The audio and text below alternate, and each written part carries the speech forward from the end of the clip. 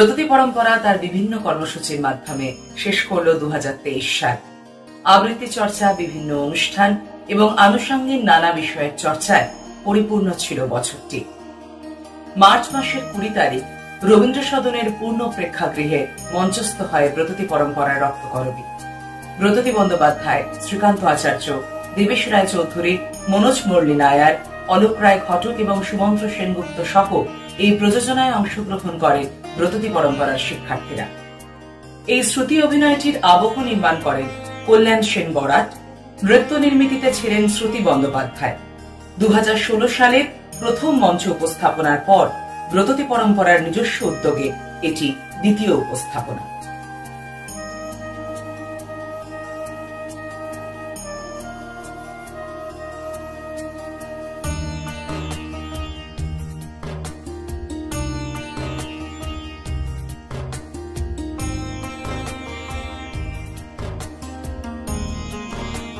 ছাব্বিশে মার্চ পিসি চন্দ্র গার্ডেন এবং ব্রততী পরম্পরার যৌথ উদ্যোগে অনুষ্ঠিত হয় উজ্জ্বল এক ছাপ পায়রা শীর্ষক একটি অনুষ্ঠান। এই অনুষ্ঠানের মূল আকর্ষণ ছিল ব্রততী বন্দ্যোপাধ্যায়ের একক আবৃত্তি। এই সঙ্গে মঞ্চস্থ হয় ব্রততী পরম্পরা ও কাব্যায়নের ছাত্রছাত্রীদের কিছু সমবেত উপস্থাপনা। কিশোর শিক্ষার্থীরা নিবেদন করে মলয় পোদ্দারের পরিচালনায় একটি আবৃত্তি আলেখ্য। নরেশ নন্দীর পরিচালনায় উপস্থাপিত হয় বাংলার প্রতি ভালোবাসার কবিতা কোলাজ যত দূরেই যাই। রক্তকরবের অনুপ্রেরণায় লেখা কিছু কবিতা এবং রক্তকরবের নির্বাচিত অংশ নিয়ে মঞ্চস্থ হয় যক্ষপুরীর গল্প। উপস্থাপিত হয় ধ্বংস হলেও মানুষ তো উঠে দাঁড়ায় শীর্ষক কবিতা ও গানের সংকলন। মূলত কোভিড অতিমারীকালে লেখা কবিতা এবং কিছু চিরকালীন গান নিয়ে তৈরি এই সংকলনটিতে ছিল মানুষের এগিয়ে যাওয়ার বার্তা, মৃত্যুর মধ্যে দিয়ে জীবনের জয়যাত্রার বার্তা। গানে অংশ নিয়েছিলেন শ্রীকান্ত আচার্যের পরিচালনায় আরোহর শিক্ষার্থীরা। বিভিন্ন শাখার শিক্ষার্থীরা সারা বছর ধরে মঞ্চস্থ করেছে তাদের উপস্থাপনা। বছরের শুরুতেই ছিল শ্যামবাজার শাখার অনুষ্ঠান। 6 জানুয়ারি কলকাতার বাংলা একাডেমির সভাগৃহে শ্যামবাজার শাখার শিক্ষার্থীরা উপস্থাপিত করে সমবেত এবং একক আবৃত্তির অনুষ্ঠান। 8 জুন সোনারপুর শাখার শিক্ষার্থীরা রবীন্দ্রনাথ ঠাকুর এবং কাজী নজরুল ইসলামকে স্মরণ করে একটি অনুষ্ঠান মঞ্চস্থ করে। যথাযথ মর্যাদার সঙ্গে রবীন্দ্র নজরুল স্মরণে এই সন্ধ্যাটি উদযাপিত হয়। ব্যারাকপুর শাখার শিক্ষার্থীরা আগরপাড়ার রামকৃষ্ণ বিবেকানন্দ মিশনে তাদের অনুষ্ঠান মঞ্চস্থ করেন 23শে সেপ্টেম্বর। অনুষ্ঠানটির উল্লেখযোগ্য উপস্থাপনা ছিল অন্নদামঙ্গল অনুসরণে নির্মিত কবিতা আলেখ্য মাতৃরূপেণ। 17 নভেম্বর বেহালা শাখার উদ্যোগে বেহালা শরৎ সদনে অনুষ্ঠিত হয় তাদের শিক্ষার্থীদের অনুষ্ঠান। 2017 সালে বেহালা শাখার কাজ শুরু হয়। তারপরে এই দিনই ছিল তাদের প্রথম মঞ্চ উপস্থাপনা। কাব্যায়নের 32 বছরের পূর্তি উদযাপিত হল 3 অক্টোবর যাদবপুরের ত্রিগুণা সেন অডিটোরিয়ামে।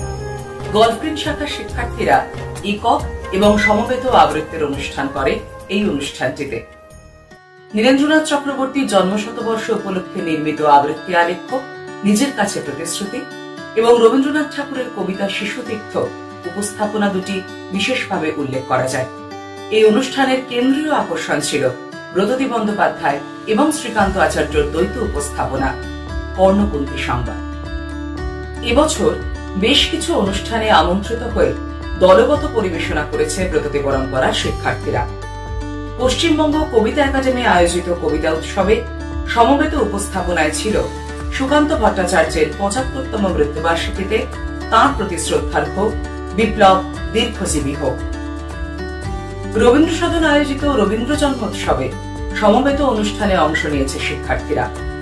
রাজ্য তথ্য সংস্কৃতি দপ্তরের জেলা ভিত্তিক অনুষ্ঠানে হুগলি জেলায় রবীন্দ্র জন্মোৎসবে অংশ নিয়েছে চুচুড়া শাখার শিক্ষার্থীরা। উত্তর 24 পরগনা জেলায় রবীন্দ্র জন্মোৎসব এবং নজরুল জয়ন্তীতে অংশ নিয়েছে ব্যারাকপুর শাখার ছাত্রছাত্রীরা।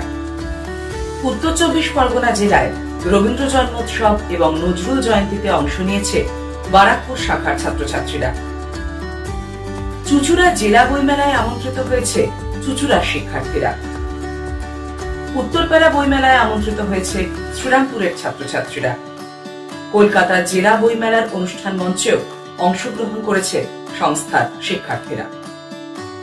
আবৃত্তিলোক আয়োজিত কবিতা উৎসবে শান্তিনিকেতনে অংশগ্রহণ করে শান্তিনিকেতন শাখার ছাত্রছাত্রীরা। আবুল তাবলের 100 বছর উপলক্ষে তারা তাদের উপস্থাপনায় শ্রদ্ধার্ঘ্য জানায় সুকুমার রায়কে। ওই একই অনুষ্ঠানে জোড়াসাঁকো ঠাকুর বাড়িতে অংশগ্রহণ করে কবিরোড শাখার কিশোরায় বিভাগের ছাত্রছাত্রীরা।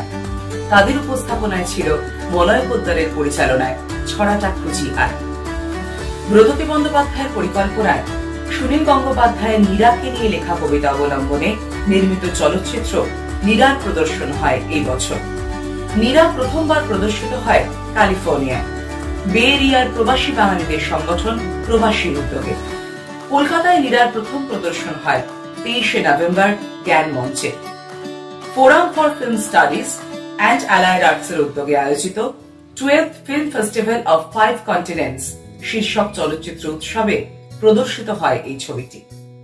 নীরার আবেদন যে সর্বকালীন, নীরাকে কিভাবে খুঁজে বেড়ায় নির্মাণ করে এই প্রজন্মের একজন তরুণ কবি, সেই ভাবনাকে ঘিরেই আবর্তিত হয়েছে ছবিটি।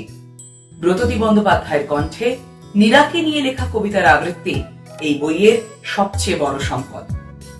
ব্রততী পরম্পরার আবৃত্তি চর্চা ও কবিতার নানা দিক নিয়ে পরীক্ষামূলক সৃষ্টিশীল কাজের পাশাপাশি আবৃত্তি, সংবাদ পাঠ, সঞ্চালনা এবং বাচিক শিল্পের বিভিন্ন দিক নিয়ে প্রশিক্ষণের কাজও চলছে সারা বছর ধরে। রামমোহন কলেজের আমন্ত্রণে সংবাদ পাঠ ও সঞ্চালনার একটি বিশেষ কোর্স পরিচালনা করে ব্রততী পরম্পরা। কোর্সটি চলেছিল 18ই মার্চ থেকে 11ই এপ্রিল পর্যন্ত।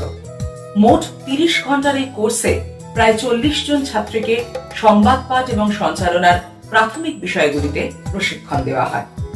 রামকৃষ্ণ মিশন বিদ্যা মন্দির বেলুড়ের আমন্ত্রণে আবৃত্তি কর্মশালা পরিচালনা করেন ব্রততী বন্দ্যোপাধ্যায় এবং ব্রততী পরম্পরার প্রশিক্ষকরা। 4 এবং 5ই এপ্রিল কর্মশালাটি অনুষ্ঠিত হয়। 90 এর বেশি শিক্ষার্থী এই কর্মশালায় অংশ নিয়েছিলেন।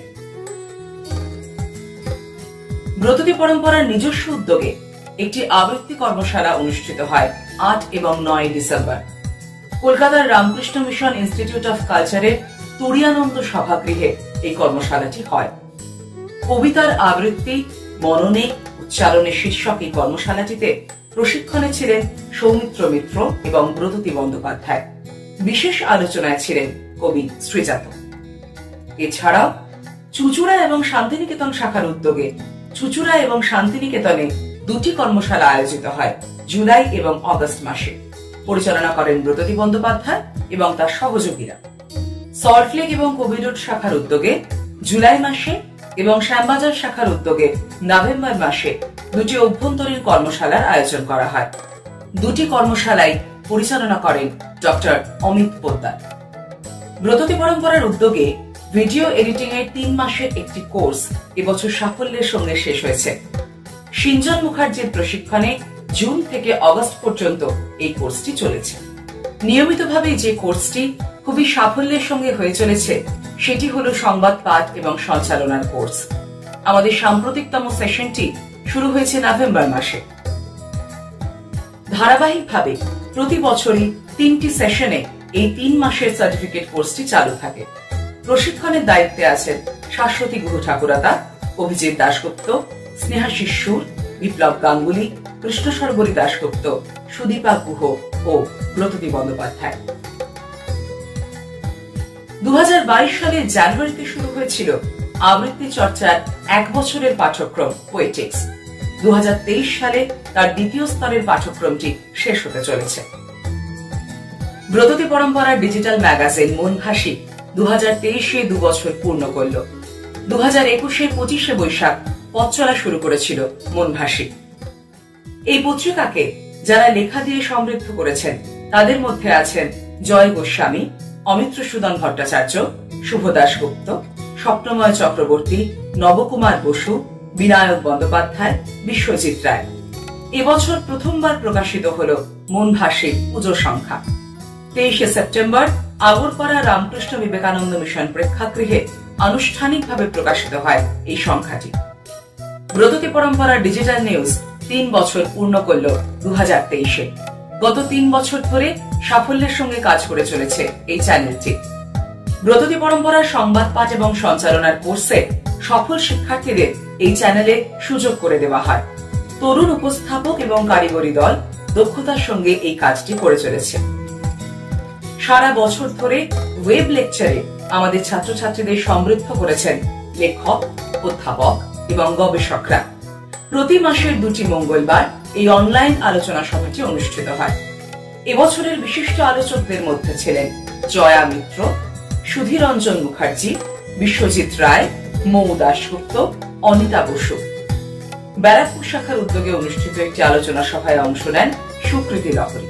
নতুন বছরে আরো নানা নতুন কর্মসূচি আমাদের সমৃদ্ধ করুক, আমাদের আগামী পথ আরো সুন্দর হোক। আপনাদের সকলের নতুন বছর খুব ভালো কাটুক। ভালো থাকবেন।